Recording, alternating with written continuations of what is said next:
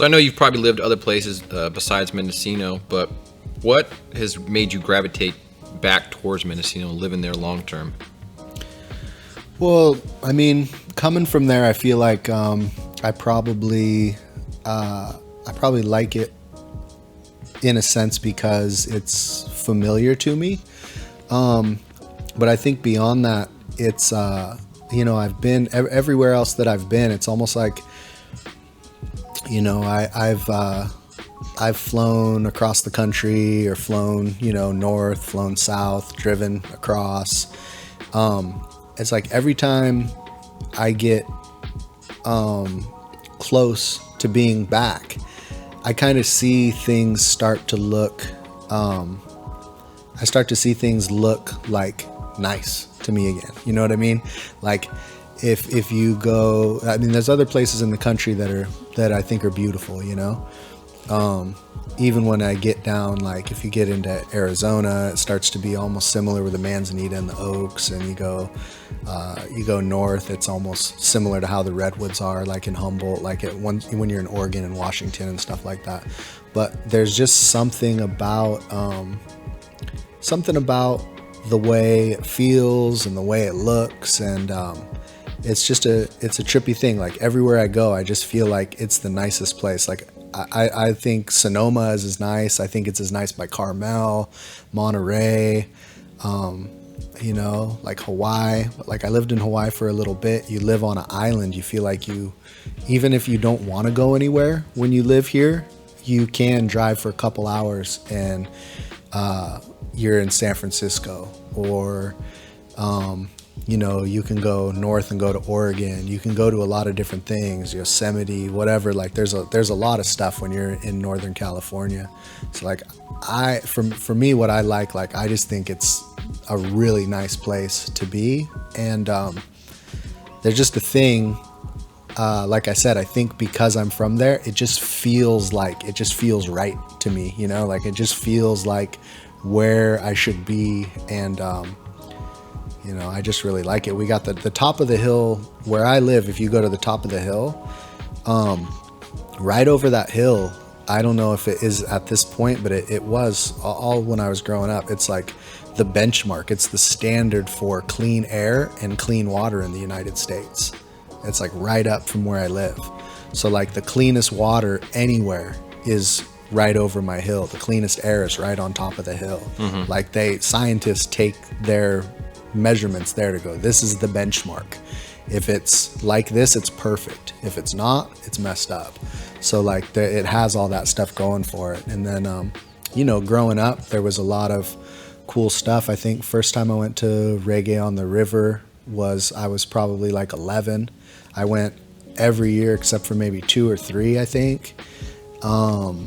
There was the hog farm is near where I live, and that was like a cool kind of historical hippie place. They had a lot of big shows there, festivals. There's just like a lot of vibes, and so I really liked it. When I was the late 80s, like 89, I lived where they started the Emerald Cup. Back then it was called Grapevine Station, and now it's called Area 101. And it's just like there's a lot of interesting little history in and around where I live and where I grew up, and I just always really liked it. Yeah, it's interesting. Like you talk about how beautiful Mendocino is. You're driving up and going through all these rolling hills, and they look like little nugs, don't they? Yeah, all the trees look like little nugs. And like I was talking with Brandon from Third Gen, and we were driving up one day. He's like, man, it's just crazy. It's like almost like weed was meant to be grown up here. It's like all these little trees look like little nugs. But then it's funny. You keep driving up the 101, and you look to your right off the 101. There's like this little hippie commune called Area 101, aka Healing Harvest Farms. And like I remember my first time going there, I was going to buy some of your seeds actually. I'd stopped by there one time, but the first time I actually made a purchase there was to buy some of your seeds. But you pull up on this place and you're like, what is this place? Like, it's got these crazy murals painted. It's like in the middle of nowhere. In the middle of nowhere. Like, Yeah. you would never think that there would be anything there. Yeah. And you pull up there. But Yeah. I'm just curious as to the significance of Area 101 and that surrounding area. Because it seems to me like that's really the epicenter right there, you know? Yeah, so if you go south of Area 101 for maybe a minute, right there's a road that goes up the hill, and that road is Spy Rock Road. And I have seriously been in a cab in Las Vegas riding with a guy who was from, I can't remember where, but on the other side of the world, you know. This guy was Turkish or something, you know. And he asked, where are you guys from? And we go, California. And he goes, Southern California? And we go, no, Northern California. And he goes, oh, Spy Rock? And we were like, what do you mean? Like, how do you know Spy Rock? You know? And he goes, you know, I meet people for some reason I meet people from Spy Rock when they're from Northern California, you know? You know, I was like, wow, what a trip. And we just all looked at each other like, whoa, that's crazy. So it's it's one of the most known areas for like old school cultivation.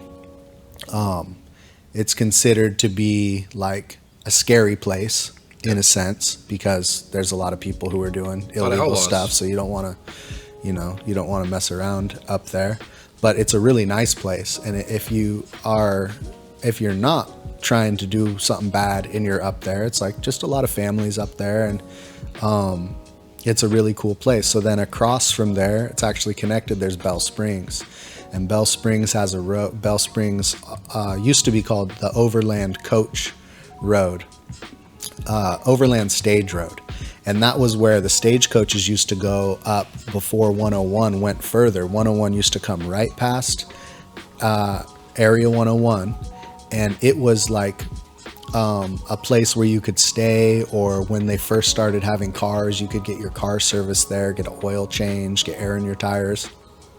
And then as soon as you went past there a little ways, maybe, I don't know, 3 miles or maybe less than that, even maybe only a mile. So it's like Spy Rock and then Bell Springs to the north, and you go up Bell Springs. That used to be the road that was in the old days. That's how you had to go to Eureka.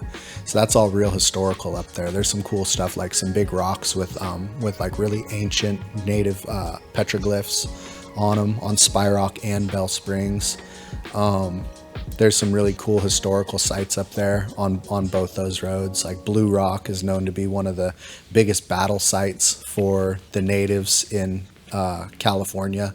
Like, it was a place where these two different peoples were in wars over the years again and again. So it's like a famous battleground among like anthropologists, you know.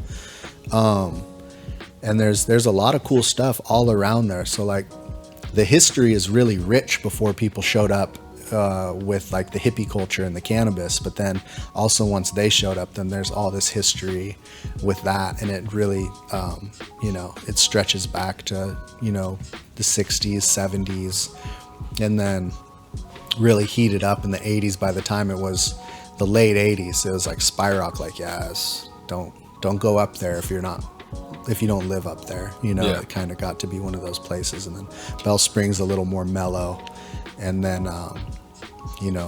but if you look, you go, okay, well, Area 101, which used to be Grapevine Station, it's right between Spy Rock and Bell Springs. Yeah. And those two areas were areas where the land was cheap, there was good sun, there was a lot of water, it was super remote, it's off the beaten path, so there was no reason for cops to go up there. Yep. So people could get away with doing stuff up there. One road in, it's like you pull up onto that road and you're like, what the hell, where am I going? It's like a small road, and you keep going and going. You can close the road easy if you want. Yeah, 100%. Yeah. Yeah. Interesting place.